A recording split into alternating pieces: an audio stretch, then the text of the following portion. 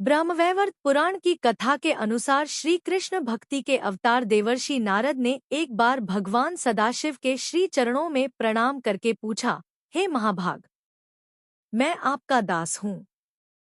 बताइए, श्री राधा देवी लक्ष्मी है या देवपत्नी, महालक्ष्मी है या सरस्वती है?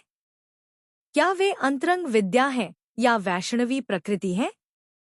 कहिए, वे वेद कन्या है, देव कन्या है अथवा मुनि कन्या है?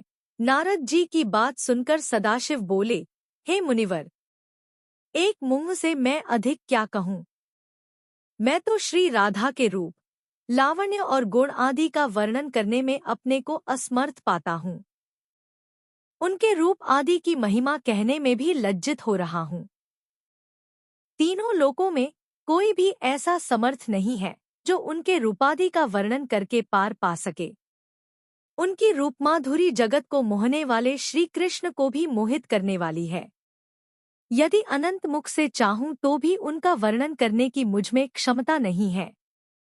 नारद जी बोले, हे प्रभो, श्री राधिका जी के जन्म का माहात्म्य सब प्रकार से श्रेष्ठ है। हे भक्तवत्सल, उसको मैं सुनना चाहता हूँ।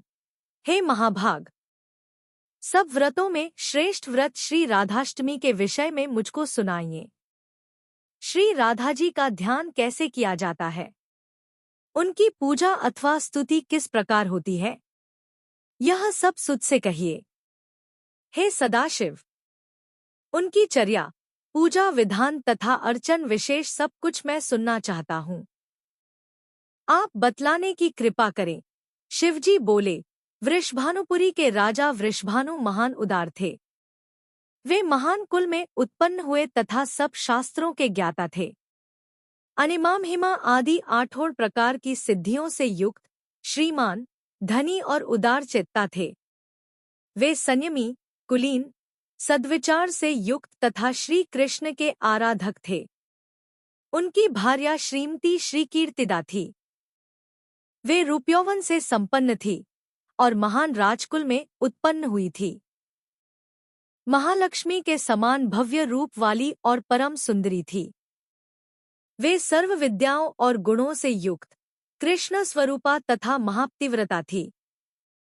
उनके ही गर्भ में शुभदा भाद्रपद की शुक्लाष्टमी को मध्याह्न काल में श्री वृंदावनेश्वरी श्री राधिका जी प्रकट हुई।